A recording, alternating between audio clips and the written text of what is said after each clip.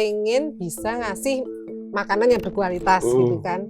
Kalau beli sekilo cuma beli 2.000 aja boleh ya, apalagi harga di Indonesia itu sangat nggak masuk akal. Sama petani kan jadinya sepanjang-panjangnya tetap mereka membatasi kan. Sebenarnya kalau awalnya itu tujuannya biar saya nggak kesepian sih.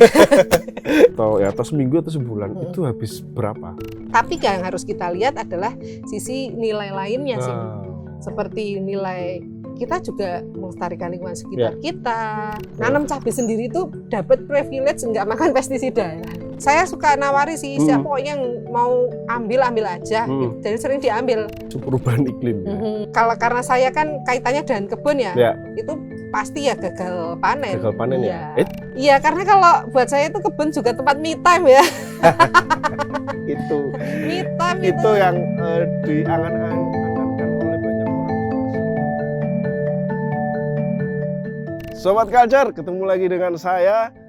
Saat ini saya berada di sebuah dusun namanya Candi Dukuh. Saya ingin ketemu dengan Mbak Esther.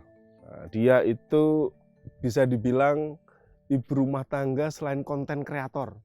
Ya, tiap hari itu dia pamer dengan hasil kebunnya. Jadi hari ini saya ingin ketemu, ingin ngobrol. Bener nggak kebutuhan sehari-hari dia itu dipenuhi dari hasil kebunnya.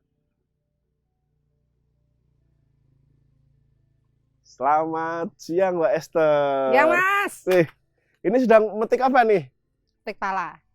Salak, nggak mungkin. Mirip salak rasanya. Ini enggak, ini mirip bukan salak. Saya tuh pernah makan buah kuaci. Kuaci sih. Kecapi. Kecapi. Nah, iya ya, kecapi mirip, kan mirip kayak gini ya. Bentuknya tapi ini bukan mirip. Kecapi. Ini apa, Pak? Bukan. Ini buah pala. Buah pala. Iya. Ini yang membuat penjajah datang ke Nusantara ya? Katanya sih gitu ya. Iya, katanya gitu. Ini buah yang dulu sangat mahal. Sangat mahal. Sekarang juga ya kalau dibandingkan rempah lain juga lumayan mahal ya? Iya. Ini ada di kebun sendiri? Ada. Nah ini di pekarangan saya sendiri ya. Ini buat tanaman hias atau memang buat dikonsumsi? Ini ya buat dikonsumsi ya juga buat hiasan juga sih. Oh iya, ini untuk apa? Untuk dikonsumsi itu dimasak apa? Jadi kan ini kan sebenarnya ini semua bisa dikonsumsi ya, kecuali cangkangnya. Oke. Nah, saya kan lihat akun jenengan Instagramnya itu Kebun Candi ya, teman-teman mungkin nanti cek ya bagaimana fleksinya Mbak Esther itu membuat iri gitu kan. Jadi kayak orang yang sudah selesai saja hidupnya gitu kan. Jadi apa-apa itu ada di kebunnya. Bahkan saya lihat ada emas hijau gitu kan di akunnya. Atau vanili, mana Mbak vanilinya? Soalnya tuh gini sebenarnya, saya mau flexing harta nggak punya ya. Ya, nah ini harta saya ini. Ini sebutannya emas hijau ya. Itu dulu pernah sangat, sekarang juga masih mahal ya Mbak ya? Sekarang tuh lagi anjlok harganya. Lagi anjlok? Lagi anjlok.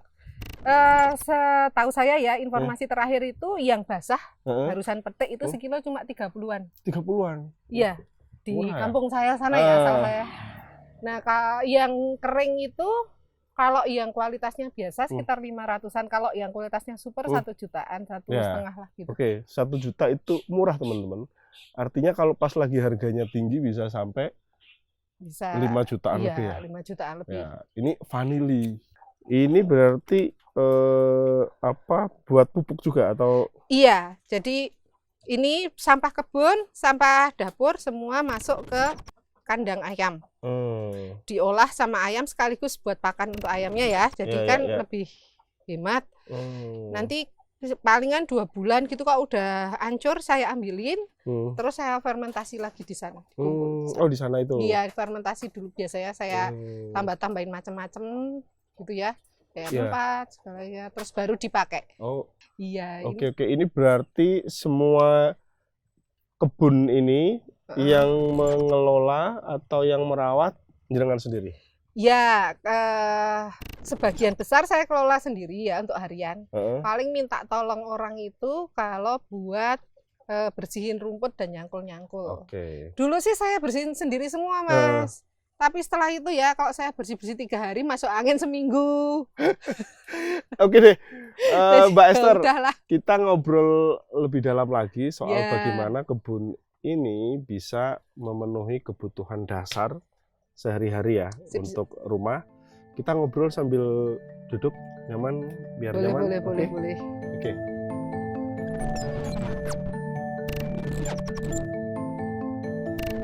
Sobat Culture, tadi kita sudah keliling di kebunnya Mbak Esther. Ada banyak yang kita lihat, kebutuhan pangan mulai dari sumber protein, kemudian karbohidrat, ada juga vitamin, ada semua ya, lengkap ya kelihatannya Mbak Esther ya? Ya, hampir. Hampir ya? Nah, hampir. Ya, apa yang kemudian mendasari Mbak Esther untuk kepikiran menanami lahan ya di sekeliling rumah itu kebutuhan keluarga ya?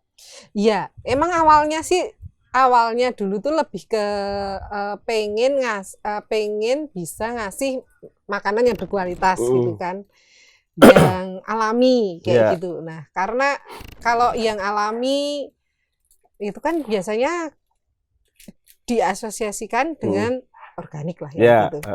Kalau beli sayuran, buah organik itu kan mahal ya. Mahal, terus juga barangnya belum pasti ada kan. Kadang ada yang kita cari tidak ada. Terus akhirnya ya udah nyobain nanam sendiri. Awalnya tuh dulu saya nanam stroberi gitu di pot-pot gitu. Stroberi? Iya, soalnya anak saya suka stroberi ya. Dah dari yang awalnya cuman ya mungkin berapa pot gitu ya, nggak ada 10 pot. Gitu. Mana tanaman lain gitu kan. Terus saya nyoba nanam di teras belakang dulu, akhirnya nambah gitu. Udah kayak orang inilah nambah-nambah akhirnya nyewa tanah kayak gitu. Akhirnya malah jadi nanamnya jadi lebih serius. Ya. Nah, sampai nyewa tanah itu artinya merasa ini belum cukup atau merasa ini bahan pangannya harusnya lebih lengkap lagi nih gitu kan. Wah, ini perlu untuk kandang ayam nih misalnya. Itu salah satunya sih. Kok merasa jadi banyak maunya ya. Maunya nanam macam-macam kayak gitu. Maunya ada kandang ayam, maunya pelihara ikan kayak gitu. Akhirnya terus nambah-nambah gitu. Kayak soalnya tuh kalau buat saya yang suka berkebun ya, gitu tuh kayak pengen semuanya tuh ditanam gitu. Gimana ya? Banyak maunya itu gitu. Karena kan saya nanam di sini tuh nggak cuman yang tanaman pangan ya. Saya juga nanam yang tanaman ornamental, yang tanaman hias kan saya juga nanam. Nah, otomatis kan jadinya butuh tempat yang lebih luas ya, karena kan kalau mau nanam arawit campur nanam selada kayaknya nggak cocok kayak gitu kan. Ya, kebutuhannya juga beda, jadinya akhirnya nambah sawah. Nambah lahan itu ya. Terus kalau ditawari orang ya saya mau aja sih. Yang penting dekat dengan rumah ya. Yang penting dekat dengan rumah. Karena itu penting sekali, terutama untuk akses air. Gitu. Nah, dari yang semula stroberi, terus kemudian saat itu sayuran-sayuran yang ini bisa nih ditanam sendiri, itu apa aja, Mbak? Awalnya saya tanam sendiri. Awalnya yang saya tanam sendiri itu ya standar newbie gitu ya. Bayam, kangkung gitu. Tapi saya juga nanam tanaman herbal yang dulu tuh masih pengennya tuh nanam yang kayak punyanya gardener bule-bule itu loh. Warna-warni, terus tomatnya juga ya warna-warni, terus banyak tanaman bumbu-bumbuan kayak oregano dan sebagainya. Dulu tuh kayak gitu tuh mikirnya gitu, meskipun ya agak menghayal sih ya. Maksudnya kayak gini loh, karena saya tuh kan tinggalnya di dataran rendah ya Mas ya. Maksudnya masih dataran rendah. Sebenarnya kan ya agak ngoyo-woro lah ibaratnya gitu loh, mau nanam yang kayak gitu ya bisa, tapi itu energinya banyak. Gitu. Dan karena agroklimatnya harus disesuaikan ya. Dan lebih cepat mati dan sebagainya, Kak, produktif. Akhirnya ketika kesini saya lebih memilih kalau tujuannya memang untuk memenuhi kebutuhan pangan, harusnya itu kan memenuhi kebutuhan pangan yang nggak bikin pusing ya. Nah gitu, jadi saya lebih milih ke tanaman-tanaman yang lebih mudah tumbuh kalau sekarang, dan malah banyak yang perennial kalau bisa gitu. Perennial itu artinya ditanam sekali bisa dipanen berkali-kali, tanamannya tahunan kayak gitu ya. Misalnya ya kayak tanaman buah itu jelas. Kalau tanaman sayuran kan katakanlah kayak daun singkong, karet, itu kan kita tanam sekali panennya berkali-kali kayak gitu. Terus kates misalnya kates, kayak terong itu kan juga sebenarnya jangka panjang ya. Apalagi terutama bukan terong-terong komersil yang kayak di pasarnya yang ungu gitu kan, kayak cepoka, terus terong pelunjuk itu umurnya bisa tahunan. Oke, Mbak, tadi selain pepaya, apalagi tuh yang panen berkali-kali? Panen berkali-kali itu seperti daun gedi itu panen berkali-kali. Daun gedi? Daun gedi. Suka makan bubur Manado? Bubur Manado. Belum tahu ya. Oh ya. Itu kayak apa? Keladi atau apa? Enggak, dia kayak mirip daun caya, tahu nggak? Tahu. Nah, mirip itu, tapi beda lah ya. Mirip daun caya. Jadi dia itu daunnya itu agak molor-molor gitu ya. Jadi kayak ada minyaknya gitu loh. Jadi biasanya buat pengental buburnya. Kayak gitu. Nah, terus sebenarnya ya banyak ya. Markisa ini ya? Markisa. Ini Markisa, ini Markisa. Apa Markisa apa nih, Mbak? Ada yang ngerti jenengnya apa? tapi enak banget ini. Seger ini. Ini Markisa yang asam ini, yang kuning itu. Nah, rambutan ini juga rambutan masuk. Ya. Kalau buah-buahan rata-rata gitu ya. Nah, kalau sayur-sayuran ya itu daun-daunan itu kelor dan sebagainya. Tadi terong udah saya kasih tahu ya, terong. Cabai itu sebenarnya juga usianya itu panjang loh, Mas. Iya. Cuman kan kalau sekarang kan karena di budidaya sama petani kan jadinya sepanjang-panjangnya tetap mereka membatasi kan sampai usia produktifnya berapa. Kalau inget tahu cabai kecil-kecil yang pedes itu? Tahu, ya. Biasanya tumbuh liar ya. Kalau rumah saya dulu di gunung gitu itu cabai tumbuhnya itu tahunan ya. Iya. Gitu. Itu nanam juga? Saya nanam sih, tapi kalau yang dari gunung itu tak tanam di sini itu hasilnya nggak cocok ya? Jadi berubah ya. Oh ya. Tapi kan cabai itu kan ibaratnya apa yang sangat dibutuhkan di inilah di Indonesia ya. Orang itu kalau nggak pedes itu dan harganya kan kadang mahal banget biasa ya. Itu cukup membantu ya punya cabai sendiri ya. Cukup membantu, tapi masalahnya gini kan, kalau pas harga cabai mahal itu tanaman kita cabainya juga pastinya juga jelek juga itu. Kan mahal itu kan biasanya karena faktor alam, terus banyak penyakitnya kan. Kalau karena saya tinggalnya nggak di perumahan ya, dan dikelilingi oleh petani cabai ya, otomatis apalagi saya nanamnya yang paling alami, ya penyakit cabai juga ikut di saya. Kayak gitu. Gitu itu. Tapi itu cukup mengurangi inilah. Lumayan. Kebutuhan harus beli dan sebagainya. Dan yang jelas itu kalau saya itu kadang nggak ini dengan jumlahnya gitu ya. Tapi kalau kita misalnya kasus cabai, nanam cabai sendiri itu dapat privilege nggak makan pestisida ya.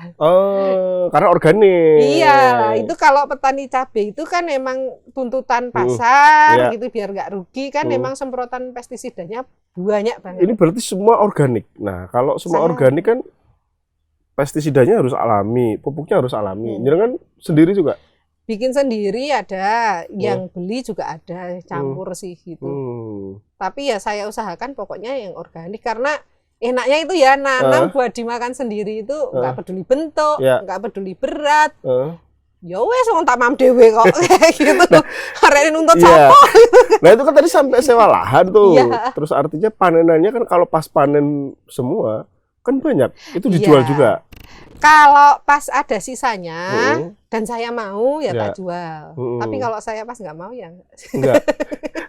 Sampai ini ya, sampai matang di pohon atau mungkin ke tetangga? Kalau tetangga ya sering. Saya suka nawari sih, siapa pokoknya yang mau ambil aja gitu. Dan sering diambil.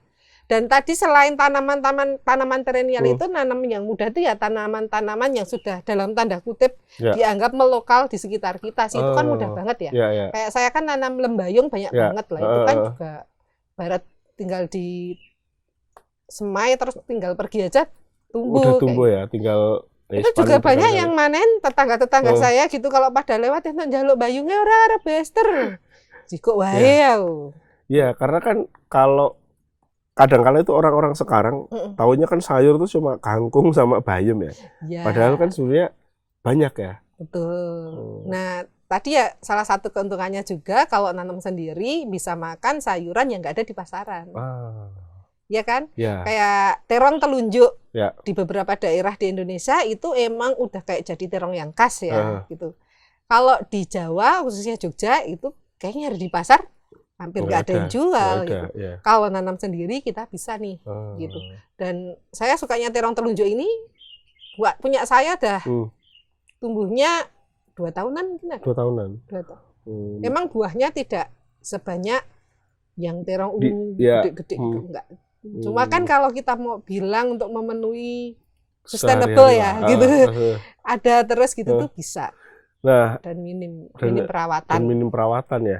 Nah, artinya kan kalau sebenarnya kalau mau punya lahan seluas apapun atau sekecil apapun sebenarnya ya kita bisa aja ya mengusahakan kebutuhan rumah itu dari situ ya, entah itu pakai pot atau apa. Bisa pakai. Saya dulu juga mengawali pakai pot ya. Gitu, mengawali pakai pot, terus ketika menambah luasan lahan kan nggak mungkin di pot semua kan, gitu. Barulah saya pakai rice bed atau yang cuma gundukan seperti petani pada umumnya kayak gitu. Gitu. Kalau ini Mbak, kan sekarang lagi rame nih isu perubahan iklim. Ya. Kalau jenengan kan ya setiap hari sebagai ibu rumah tangga yang sangat aktif lah untuk kemudian kebun ya. Itu kerasa nggak sih? Mengamati nggak?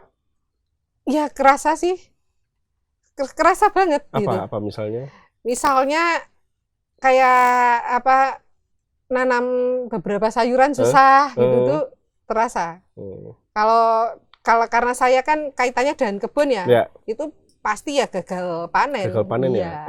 Tadi kan sempat ceritanya di luar kamera soal mentimun. Kok bisa gagal? Itu kan setahu saya termasuk yang gampang ya. Gampang ya, ditanam di pot. Misalnya saya pernah nanam ya udah. Nah iya, nanam mentimun itu kalau secara organik itu memang susah ya Mas. Organik apalagi di lahan terbuka. Kalau buat saya ya di sini ya, karena sekeliling saya itu kan pertaniannya konvensional. Jadi kan otomatis kan lebih riskan. Betul, kan. Karena yang disasar yang organik dan, saya tahu hewan-hewan itu pasti suka datang ke saya gitu karena nyaman gitu. Kenapa itu di sekeliling itu sebenarnya ada banyak bunga-bunga itu salah satunya itu untuk pengalih perhatian ya. Jadi selain juga saya suka aja sih. Selain suka. Iya, karena kalau buat saya itu kebun juga tempat me time ya. Itu me time itu yang diangan-angankan oleh banyak orang soal slow living ya. Tapi tadi katanya Mbak Esther itu bukan slow living, itu memang sehari-hari ya Mbak ya? Iya, emang kayak gitu terus gimana ya? Nah Mbak, satu lagi. Dengan tadi kebun, terus bahkan sampai sewa lahan. Kalau dihitung-hitung, kebutuhan harian untuk pangan, itu sebulan lah, atau seminggu atau sebulan, itu habis berapa pengeluarannya? Nah, ini emang agak dilematis ya. Karena pertama jelas, tidak ada yang berkebun itu tidak butuh uang, apalagi pas awal-awal pasti butuh uang. Saya bohong lah kalau saya bilang, wah jadi tidak keluar banyak uang, kayaknya itu mustahil gitu ya. Apalagi di awal-awal berkebun. Gitu. Nah, tetapi kalau kita terus menilainya tidak hanya dari segi, wah timbangannya aku nandur, mending tuku nang pasar. Betul. Soalnya kadang nggak cocok memang ya, gitu. Coba kalian nanam cabai, kan? Terus kalau pas cabai murah di pasar itu nggak ada harganya. Terong, harus nyirami tiap hari, gitu-gitu. Kalau beli sekilo. Cuma beli 2.000 aja boleh ya, apalagi harga di Indonesia itu sangat nggak masuk akal. Kalau kita membandingkannya dengan harga makanan yang organik, mungkin bisa agak bunyi. Tapi itu pun juga, ya ngapain gitu kan. Nah jadi kalau saya itu kalau ditanya menominalkan dengan uang gitu tuh, saya agak susah menjelaskannya. Karena kalau saya jelaskan, kan pasti orang akan mendebat juga kan. Nah ya mending beli harga di pasar, bisa tinggal beli murah. Tapi yang harus kita lihat adalah sisi nilai lainnya sih. Seperti nilai kita juga melestarikan lingkungan sekitar kita, kita ikut mengurangi sampah. Karena saya secara organik, jadi sampah organik saya juga terkelola gara-gara saya punya kebun kayak gitu.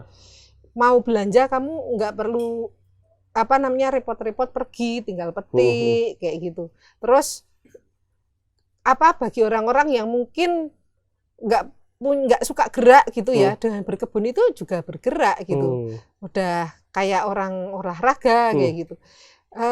Jadi hal-hal itu jauh lebih mahal daripada kita menukarnya dengan nilai harga sayuran. Karena tadi itu, karena kita tinggal lihat di Indonesia ya. Dan kita juga jadi tahu ini sayuran ini dari itu dirawat dengan seperti apa ya tadi karena organik. Nah, terakhir Mbak, saya lihat kan di media sosial sangat aktif nih di Instagram ya dengan karakter Mbak Esther yang sangat ceria, sangat menunjukkan bagaimana setiap hari itu selalu aja ada hasil kebun yang dipetik. Nah, itu tujuannya apa lewat sharing di media sosial? Tujuannya ya, sebenarnya kalau awalnya itu tujuannya biar saya nggak kesepian. Nah, dulu saya itu awalnya itu kan saya orang yang aktif bekerja, terus tiba-tiba jadi ibu rumah tangga di rumah. Dulu belum di sini tuh masih sepi Mas, nggak ada rumah sebelah ini. Jadi saya tinggal sendirian di sini. Ya kalau mau ngobrol sama siapa ya udahlah gitu sama sosmed aja. Awalnya gitu ya awalnya. Tetapi terus perkembangannya melihat ternyata kita bisa loh melakukan hal lain gitu, yang juga memberi manfaat bagi orang lain dan juga bagi diri kita gitu ya. Bagi orang lain ya kita kayak memberi motivasi aja, bisa loh kayak gini. Ternyata juga ada pandangan lain loh. Ternyata bisa loh. Hidup itu caranya kayak gini juga bisa. Siapa tahu ada yang pengen dan mau melakukannya. Cara-cara yang kita lakukan gitu. Atau cuman ya menginspirasi aja sih bahasa ininya. Menginspirasi. Tapi memang menginspirasi gitu kan. Itu. Yang kedua ternyata juga banyak yang terhibur juga loh. Termasuk saya dan beberapa teman di Mojok itu katanya sudah follow sejak lama itu gitu kan. Karena suka terhibur, bahkan ada yang follower saya itu yang suka bilang, saya sama ibu saya itu kalau teleponan suka bilang, "Wah, Mbak Esther hari ini masak apa ya?" kayak gitu. Kadang lucu-lucu gitu sih. Kalau manfaatnya ya selain itu ternyata buat saya juga ada benefitnya ya. Saya nggak memungkiri bahwa dunia sosial media itu bisa memberikan kita materi. Emang bisa ya, kenapa enggak? Kita melakukan satu hal bisa dapat hal yang banyak gitu kan. Ya dari situlah akhirnya berkembang. Nah, tadi menyinggung soal masak. Mbak Esther tadi ngasih bocoran sedang sudah membuat masakan buat tim Mojok dari hasil kebun. Apa Mbak? Masakan apa? Jadi saya masak hasil kebun. Kebetulan kemarin saya sore itu nemu jamur. Nemu ya. Ini bukan jamur beracun kan? Bukan lah ya. Atau malah doanya gitu. Enggak, awal jamur. Jamur orang nyebutnya itu jamur barat ya. Nah ini tuh saya tuh agak bingung beneran. Ini bingung ini. Semua jamur disebut jamur barat soalnya. Saya tuh takut kalau ngomong itu salah ya. Soalnya yang besar itu kan ya. Suka gusur di sosmed itu pusing saya. Nah, yang besar itu. Saya nyebutnya juga jamur bulan sih kayak gitu. Nah, saya entah itu jamur barat dan jamur bulan itu adalah dua spesies yang beda atau sama saya nggak tahu. Pokoknya jamur enak dimakan ya. Yang penting itu enak dimakan. Jamur terus kebetulan saya kan juga punya pala. Jadi saya bikin sop jamur, pala dan daging ya, ada dagingnya. Terus saya bikin cepokak tadi yang kita bahas. Cepokak ditumis sama tongkol, sama pete. Sayangnya petenya saya belum panen sendiri. Saya bikin apa lagi sih ya? Ada lalapan dari kebun. Terus ini. Ini ya. Ini jagung nih. Ini jagung. Tadi saya sudah cicipi di mulut itu. Cenit-cenit ya? Cenit-cenit kayak kenyal-kenyal kayak betul. Nah, ini hampir kayak ketan kayak gitu ya. Ini emang nyebutnya jagung ketan ya. Ini jagung ketan ungu. Nah, terus saya juga bikin rolade godong telo. Daun singkong ya. Ini minuman markisa. Ini juga panen dari kebun. Dari kebun sendiri. Iya. Ini. Sobat Culture, saya sudah tidak sabar untuk menikmati jamur yang tadi namanya masih jadi perdebatan. Yang penting kata Mbak Esther itu aman untuk dimakan. Jadi langsung saja kami akan nyicipi masakan dari Mbak Esther.